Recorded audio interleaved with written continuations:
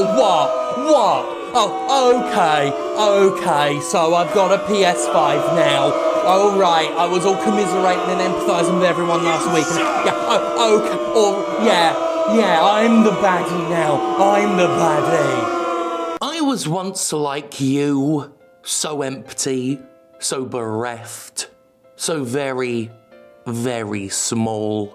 Like you, I once scrabbled in the dirt for morsels of hope. It was I who mewled and lamented as the tar pits of human regret sucked me inward with the irresistible vacuum of unfulfilled desire. The only thing stopping you from keeling over and never getting up again is that you know the perpetuation of your hollow and meaningless life is a punishment you fucking deserve. This is a pain I know only too well, for as I reflected earlier and shall reflect again, I was once like you. Then I got a PS5, and now you can all go to fucking hell. That's right, fuck you, got mine. Sterling's turning heel on you sad sacks of barbershop hair once and for fucking all. See, all it took was one simple stroke of good fortune, one dumb instance of being in the right place at the right time for me to prove I'm actually better than the average low energy and lower class person. With an advantage having practically fallen into my lap,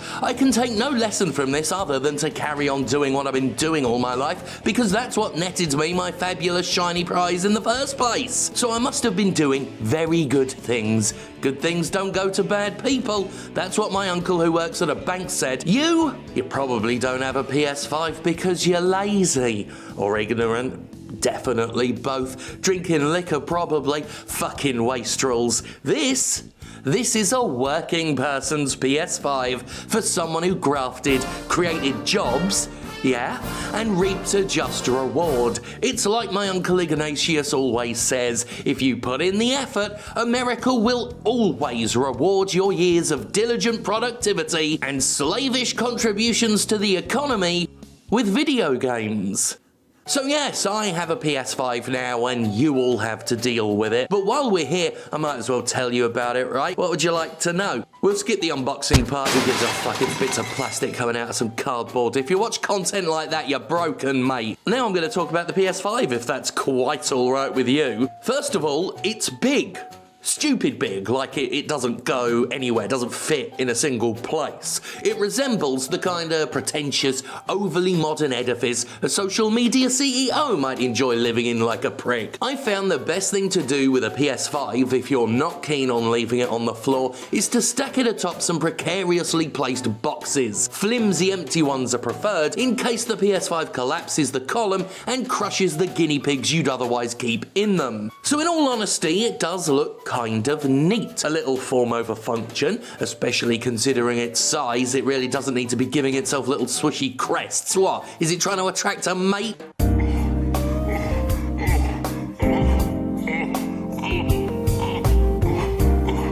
It has one USB port at the front, should at least be two, but a bunch in the back.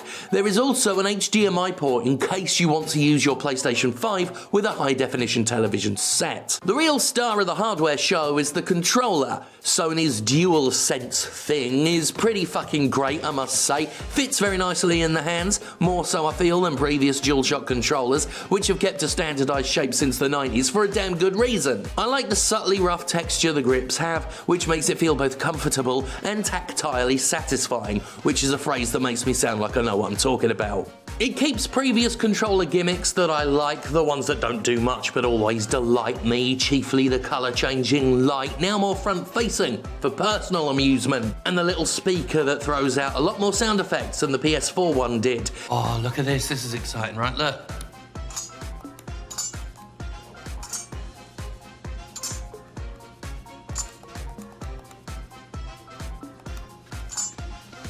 Exciting. The touchpad is the touchpad.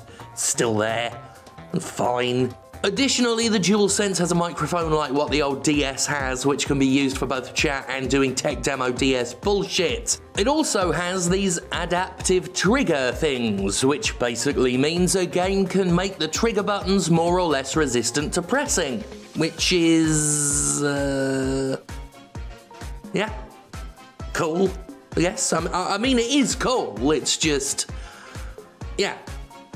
Okay. It's a thing that it does. Cool. Yeah. Cool.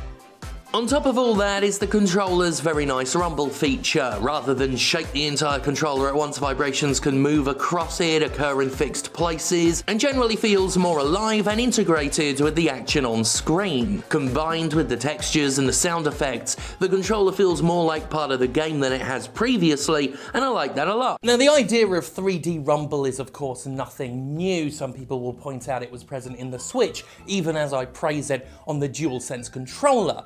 The thing is I forgot. As did Nintendo.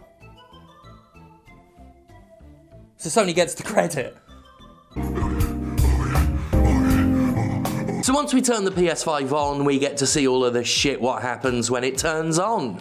Lights, mostly, and also some stuff on the TV. The dashboard is similar to the PS4, but has been cleaned up significantly, and you can bring up a sub-dash wherever you are, which allows you to quickly boot up previously played games, access the power settings, look at all the social stuff, you know, all the little bits and bobs. You can customize it a little bit as well. One thing I like is how quick and easy getting to sections like the PlayStation Store is.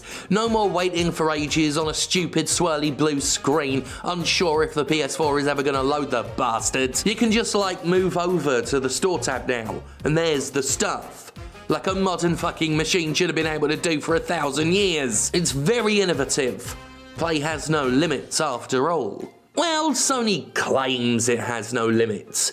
It does seem more clear, however, that play without limits does come with limits. As an example, Spider-Man Miles Morales gives you your choice of limitation. Either you can play the game like an adult with a grown-up frame rate of 60 FPS, or you can have all the ray tracing and effects and stuff Sony said you should own a PS5 for. You can't have both.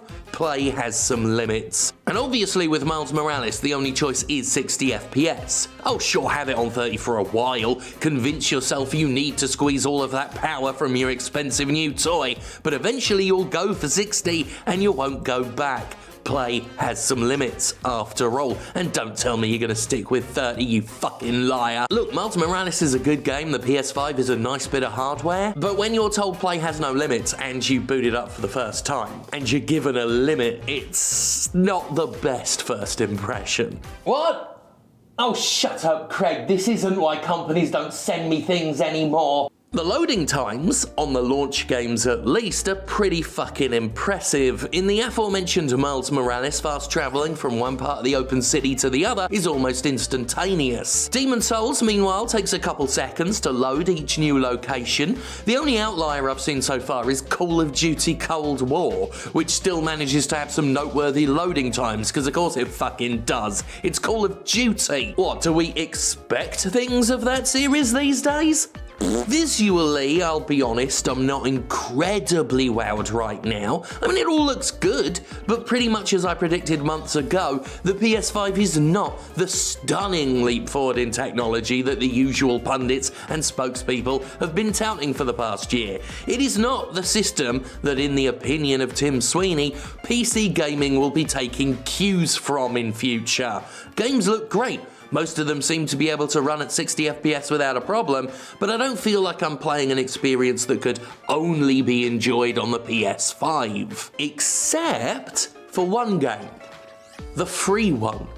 Astro's Playroom is actually really fucking great. While it's a glorified tech demo mostly used to show off the DualSense controller, it's also a genuinely fun glorified tech demo mostly used to show off the DualSense controller. It's an actual well-crafted platform game with beautiful graphics and an amazing array of fun gameplay gimmicks. It makes full use of the controller's suite of features in a good way and really goes to town on using the rumble to generate textures and feelings for every surface your character scurries across. It's the only game I've played so far that feels like a new generation offering, and it's a free little pack-in.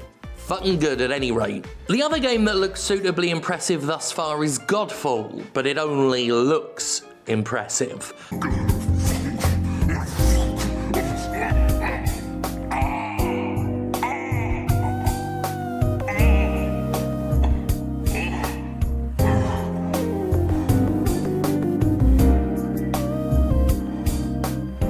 Obviously, as time goes on, one can expect developers to maximize the potential of the new consoles and create some wowing shit.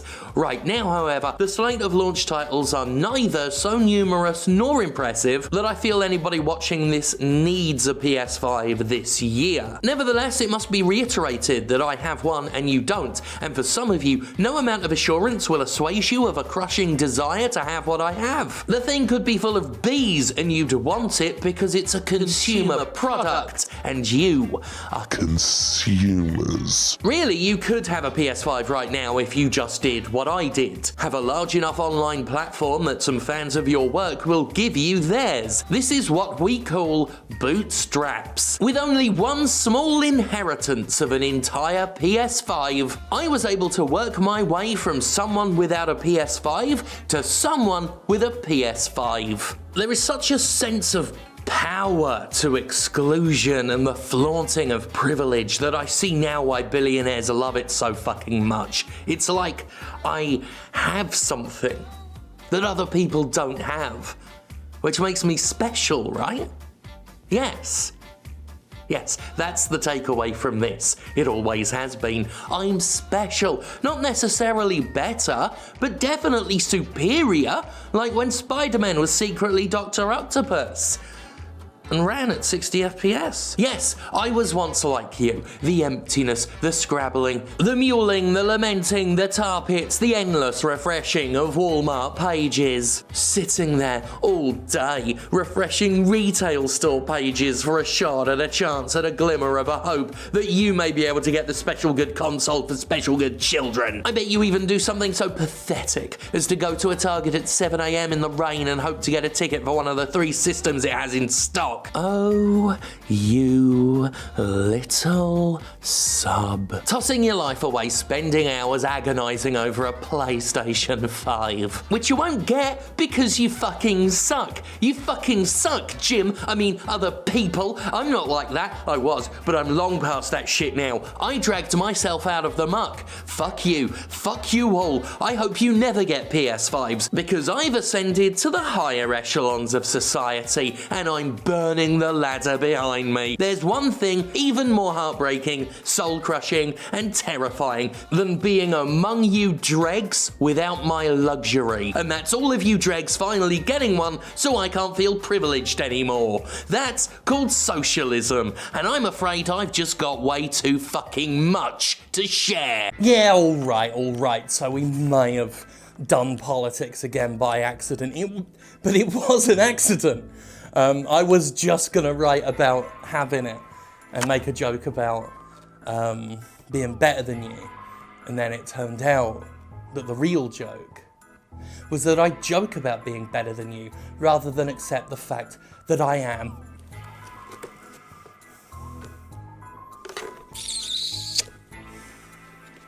Thank God for me.